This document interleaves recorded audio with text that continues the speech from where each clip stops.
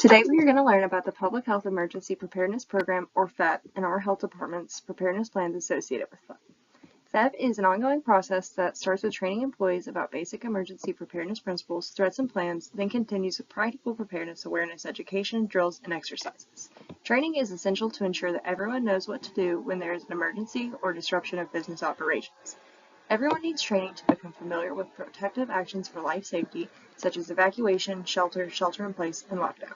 The local health department preparedness department conducts drills and exercises to validate the agency's emergency response plans and to evaluate the ability of personnel to carry out their assigned roles and responsibilities. My name is Caitlin Thompson, and I have been a health environmentalist at the Purchase District Health Department for a year now, and I'll be walking us through this presentation. This awareness training is held annually and is conducted for all local health department employees. This training is to provide knowledge of the plans in place to be used during a real-world event. If you are assigned to a response team for a particular plan, you will receive additional training at a later date. The intended outcome for you after completing this training module is to understand the health department's role in PHEP, understand the purpose or usage of each of the PDHD's emergency preparedness plans and how they fit together, understand your own personal role in emergency preparedness, and know where to locate the PDHD's preparedness plan documentation. As your public health preparedness planners, it is our mission and challenge to ensure safer, more resilient communities that are better prepared in the face of constant threats, whether from natural, accidental, or intentional origins. Our agency's insightful planning and mitigation activities developed prior to a disaster improve response during the disaster and expedite the recovery process. Planning and coordinating emergency response and recovery strategies place a tremendous responsibility on our agencies to make the best decisions under difficult circumstances. Making sure our staff understand these efforts and their roles during our response is paramount. There are PHEP programs on national, state, and local levels. Since 9/11, the CDC's PHEP program has partnered with state, local jurisdictions, and territories to prepare and plan for emergencies resulting in marked and measurable improvements. The Kentucky PHEP program enhances the capabilities of the Kentucky Department for Public Health, Kentucky's local public health departments, and the healthcare system to prevent, prepare for, respond to, and recover from the adverse health effects of public health emergencies and disasters.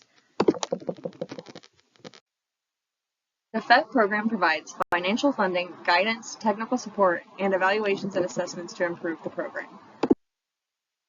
Public health preparedness programs exist to maximize health security and minimize negative health consequences when emergencies arise.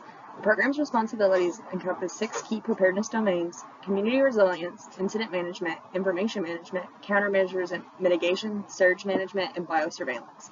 In each domain, agencies need timely and comprehensive situational awareness. In community resilience, the path to resiliency is paved with awareness. A community needs to understand its vulnerabilities and risks. A jurisdictional vulnerability review helps preparedness managers identify critical infrastructure such as health facilities and regional healthcare resources, and vulnerable populations such as children, seniors, and individuals with special needs. This area prepares for emergencies and recovering from them. Incident management is a series of steps taken to identify, analyze, and resolve critical incidents in order to coordinate an effective response.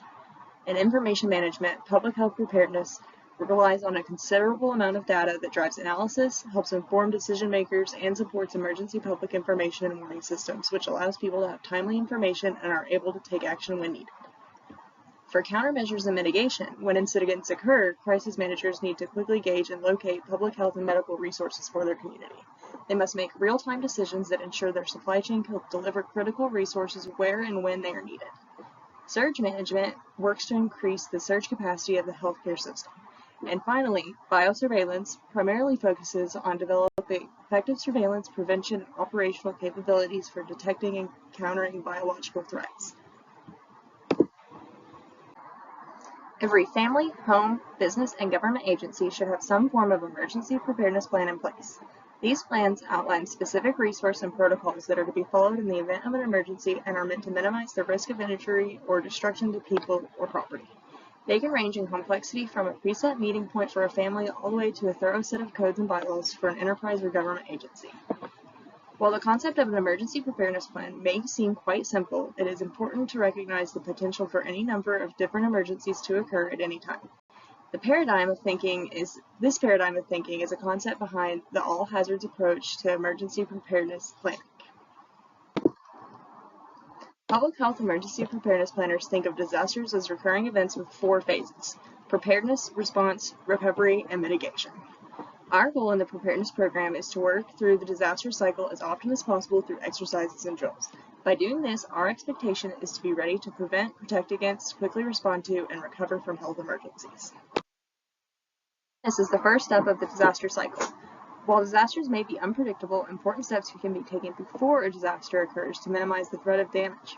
Knowing the potential risks, anticipating them, and being properly prepared before, during, and after a disaster can mean the difference between the total loss of a resource and eliminating the resulting damage. This phase includes planning, training, and educational activities for events that cannot be mitigated. Examples would include developing disaster preparedness plans for what to do, where to go, and who to work with, exercising plans through drills, tabletop exercises, and full-scale exercises, and purchasing equipment and supplies, and also identifying vulnerabilities for clinics and facilities.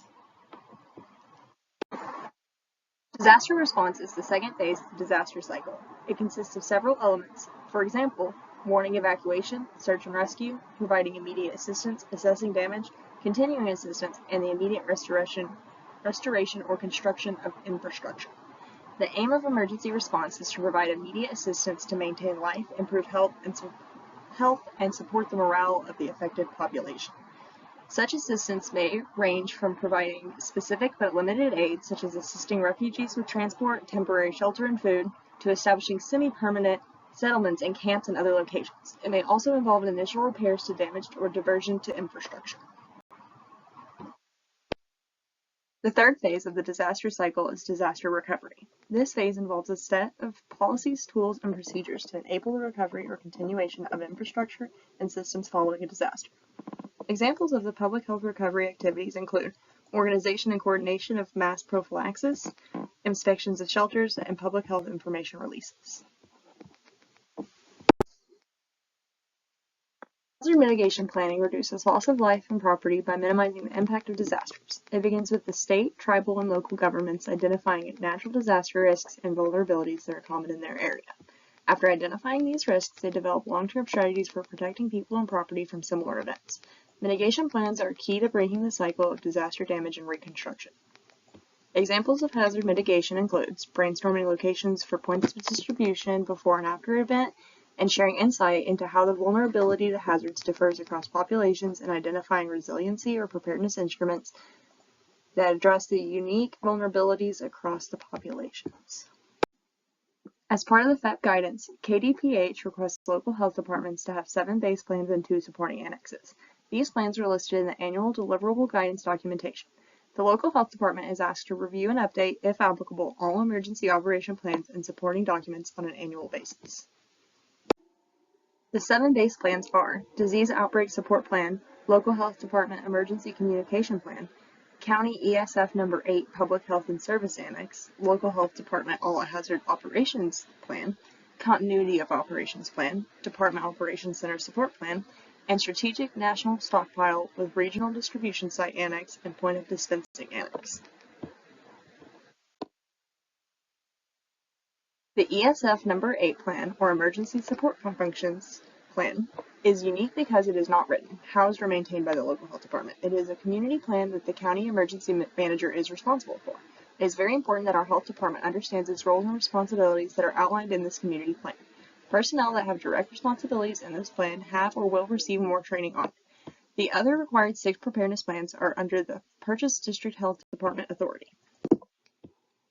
Now that we have covered what types of plans local health departments have in place, we will go over the activation process of plans.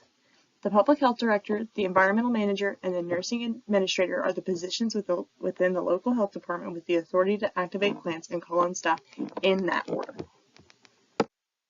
Once it is decided that a plan is being activated, the primary response and/or the continuity of operations plan team members will be notified by the public health director or designee with ReadyOp. All Purchase District Health Department employees should already be enrolled in ReadyOp, as it is also utilized for snow days, weather events, and quarterly tests. If you believe that you are not signed up, please contact Joel Barrett. The public health director or designee will also notify the affected county and Kentucky Area 1 emergency managements and the state EOC duty officer of the event. Just-in-time training, or JIT, provides essential administrative, functional, and operational information for those serving in various response roles. JIT typically provides trainees with specific, readily available information right when they need it. It covers what information, tools, and assistance, if applicable, are required to do the task, how to execute the required processes, what tasks come next for the assigned job, and how to check in and out. It also covers how certain operations function, such as safety, layout, workstations, job assignment, meeting NPR, and situation updates, and operational periods. An example would be someone who is assigned to work a clinic for crowd control. The JIT would detail what area you would cover and where you would, and what to do. Job action sheets are used in JIT to help the individual know the job that they have been assigned. It shows where their assigned job falls in the organizational chart and who they are to report to during the event. The job action sheet also includes a checkoff list of responsibilities they are to complete. The first plan that we will talk about is the All Hazard Emergency Operation Plan, or EOP. The All Hazards approach allows the ability to respond to a range of emergencies varying in scale, duration, and cost. This plan details actions to be taken by the health department to ensure that planning efforts and directions are established to guarantee prompt and responsive times to the public. The purpose of All Hazards Emergency Operation Plan is to provide guidance for local health department staff to plan, organize, and provide disaster support for response, re-entry, and restoration activities. It ensures optimal utilization of resources and ensures the public health and safety. The EOP has activation levels, which are determined by evaluating the severity and urgency of an event. The Level 4 activation is the least urgent, with the health department staff monitoring the situation. Level 1 is the highest level of response, with full activation of incident command staff, general staff, and additional staff as needed. Through risk analysis, the EOP lists what events are most likely to occur and which emergency functions need to be activated for an event. It contains maps, evacuation routes, and the directions to other facilities. The EOP lists where communication devices such as satellite phones, fax machines, radio, internet computers, and walkie-talkies are located. This plan contains the basic overview of the steps the agency would need to take in case of an emergency. In changing threat environment and recent emergencies, including acts of nature, accidents, technological emergencies, and military or terroristic attacks related incidents, have increased the need for viable continuity capabilities and plans that enable organizations to continue essential functions in an all-hazards environment and across the spectrum of emergencies. A Continuity of Operations Plan, or COOP, documents how the health department will perform essential functions during an emergency or long-term disruption, which might last from 2 days to several weeks. COOP is simply good business practice. It addresses orders of successions, delegations of authority, continuity facilities, continuity communications, essential records management, human resources, testing, training, exercising devolution, and reconstitution.